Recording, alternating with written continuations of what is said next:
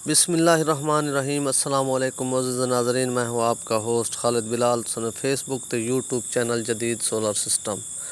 उम्मीद करना कि सारे दोस्त खैरियत नाल होसन ते मोटर दे रेट अपडेट करेंदे पे, क्योंकि काफ़ी दियां तो असां कोई नहीं कीते,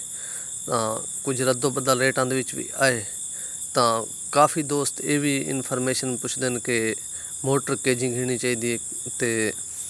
क्या चीज़ की पहचान करनी चाहिए कि सारी मोटर ओरिजिनल है या हथ की वेंडिंग थी हुई है, लोकल वेंडिंग थी हुई है, या मोटर बाज़ात गर्म थी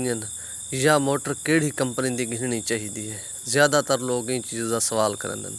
ताकि मैं वाला रेट भी थोको अपडेट करना, पहले थोको इन्फॉर्मेशन देगी ना कि मोटर थोको घिनी केजी चाहिए, क्योंकि काफ़ी दोस्त इन हवाले नाल जेड़ा भी सेल करेंदा पे होंदे, मोटर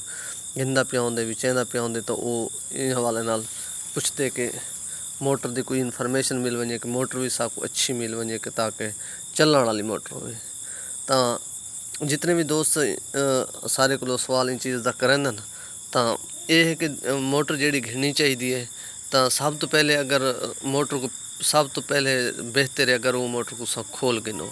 खोल के चेक करो, उनकी वेंडिंग को चेक करो, मोटर गर्म थी हुई ना हो, वेंडिंग उनकी बिल्कुल अपने जेन्युइन कलर दे विच पई होवे। जी भी मोटर गर्म थी उनकी वेंडिंग जेड़ा ना विच यानी कि रंग चेंज कर वेंदी है। बाज़ात सारी चेंज कर वेंदी है, बाज़ात ये होंदे कि एक या दो सैट विच सिर्फ रंग चेंज करेंदे। तो ये चीज़ को देखो बिल्कुल बराबर कलर दे विच पई होवे मोटर, और ओरिजिनल कलर दे विच, और तार अपने कलर दे विच पई होवे, तार दा जेड़ा रंग है पिया काला ना होवे, चेंज ना होवे, तो वो मोटर घिनसो वो मोटर चलसी है। तो बई चीज़ मेरे से कि मोटर लाजमी नहीं कि भी अच्छी कंपनी से घिनसो तो ज़्यादा चलसी। मोटर जितनी भी आती पी इंपोर्टेड मोटर घिनो, बाहर की मोटर घिनसो तो को खोल के चेक करे, सो वेंडिंग ठीक होवे, ओरिजिनल होवे, गर्म थी हुई ना होवे, तो वो बिल्कुल ही चलती है, कहीं कंपनी की भी होवे अपनी वेंडिंग दी विच, जेन्युइन वेंडिंग दी विच, तो वो चलती है। तो बाज़ात ये भी दोस्त सवाल करें कि जी मोटर है अस चेक करें तो 7-8 अंपेयर घिंदी पे होंगी है, खाली 20 की मोटर है या 15 की मोटर है, लेकिन वो मोटर भी नहीं घिनी चाहिए। ज़्यादातर जी मोटर ज़्यादा अंपेयर गिनती है, 7 गिनती है, 8 गिनती है या 9 गिनती है खाली, तो वो मोटर हथ की वैंड थी होंगी है, क्योंकि हथ की मोटर जी भी वैंड जिस वे थी वैसी वो जेनवन वाले अंपेयर ना गिनसी, वो ज़्यादा अंपेयर गिनसी। ई चीज़ का भी थोको इल्म हो, क्योंकि मैं थोको दसी वजा कि जी भी 7-7.5 की मोटर है वो सिर्फ जेनवन जी मोटर उसी 1.5 अंपेयर गिनसी, जी 10 पावर की उसी वो 2 अंपेयर घिनसी, ज़्यादा से ज़्यादा 2.5। जी है पई 15 की मोटर वो जिस वे खाली चेक करे सो ज़्यादा से ज़्यादा 4-4.5 अंपेयर घिनसी, तो वल जी 20 अंपेयर की 20 की मोटर है पई वो ज़्यादा से ज़्यादा थोड़े को घिनसी 5-5.5 अंपेयर। तो इवें 25 की जी मोटर है वो 6 अंपेयर के उत्ते वैसी, बाकी मोटर ना इन्हें तो कम रस हैं। ये इन्हों का खाली करंट, तो बाकी है जी मोटर की बिल्कुल सही 100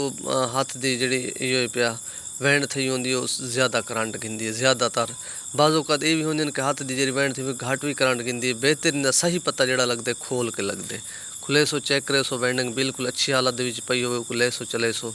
या बाज़ात ये भी है कि काफ़ी दोस्त गर्मी के हवाले नाल भी पुछते भी मोटर सारी गर्म थी पी है, तो मोटर नवी घिन के वजो इतनी गर्म थी है मोटर के हथ बर्दाश्त आसानी नाल करेंदी है। अगर जी मोटर हथ बर्दाश्त नहीं करेंदी तो उन्हें तो प्लेटा भी पूरे हिसाब दें, तो वो मोटर कोई फॉल्ट है वो मोटर भी चेंज करनी चाहिए है। और इनके तो इलावा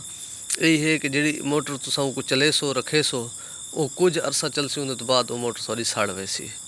तो हूँ तो रेट अपडेट करूँ चाह, क्योंकि सब तो पहले तो कुछ समझ चा टैको की मोटर का 7.5 पावर का रेट वो है पिया इस टाइम सारी ये दी मार्केट के मुताबिक, क्योंकि मुख्तलिफ मार्केट मुख्तलिफ रेट भी होंगे, तो वो है पिया 70 तो 75 हज़ार रुपया। तो जी 10 की मोटर है पिया वो है 85,000 रुपया, और जी 15 की टैको की मोटर है पई वो है 1,45,000 रुपए की। और इनके तो इलावा बाकी जी 20 की टैको की वो है पई 1,60,000 रुपए की, और जी 25 की मोटर है पई वो है 1,90,000 रुपए की टैको का। ये है पिया टैको का रेट। और इनके तो इलावा बाकी जो हैं पिया मुख्तलिफ कंपनियां तो जी सब तो सस्ती मोटर है पई वो है बेलडोर की मोटर चादर पार्टी के, उनका जोड़ा रेट है पिया 10 का 70,000, 15 हस पावर का जोड़ा रेट है पिया 1,05,000, तो जोड़ा 20 हस पावर का रेट है 1,25,000, और जी 25 हस पावर की मोटर है पई वो 1,35,000 तो 40,000। और ये भी मैं दसे वजह कि काफ़ी दोस्त पुछते जी बेलडोर की या कहीं कंपनी की भी है पई तुशीबा की भी आँदी है जिंदे पखे होंगे अंदर बाडी के सुराख होंगे वो ज़्यादातर कमरे कहते अगर तुम लावनी है तो वो पुछते हैं कि अस लाऊँ या ओपन चले सो तो क्योंकि बारिश वगैरह का पानी भी उन्हें यो थी सकते वाड़ वेंदे या वो नुकसान पहुँचाते तो ये अगर कमरे की सलाह रहे तो उनका भी बहुत अच्छा रिजल्ट है पे बेलडोर बाडी का। ज़्यादातर वो नुकसान पानी पहुँचाते क्योंकि खुली बाडी के होंगी है और ओपन बाडी ओपन पखे के होंगी जो बाहर लगा होंगे उत्ते पखा बाज़ोकात बेलडोर जी चादर बाडी इंदे अंदर पखे लगे होंगे बाडी के सुराख होंगे वेंडिंग भी विचों नज़र दी पई होंगी है तो वो आम रूटीन जो नुकसान करेंदी है अगर वो जो करे सो तो नुकसान कोई नहीं बंद कमरे चला सकते वो भी अच्छी मोटर हैं। और इस तो इलावा बाकी जी आम रूटीन के चलदियाँ पर मोटर सिमन तुशीबा बेलडोर इन्हों जड़ा देगी बाडी के उनकी इस टाइम जी मार्केट की पोजीशन है 7.5 हस पावर की 65,000 रुपया है तो 10 हस पावर की जी वो 80,000 75 तो 80,000 तो जी सिल्वर बाडी के वो तकरीबन है पई 70 के लगभग 10 की तो बाकी जी समझ 15 हस पावर की मोटर वो है पई 1,15,000 तो घिन के 25,000।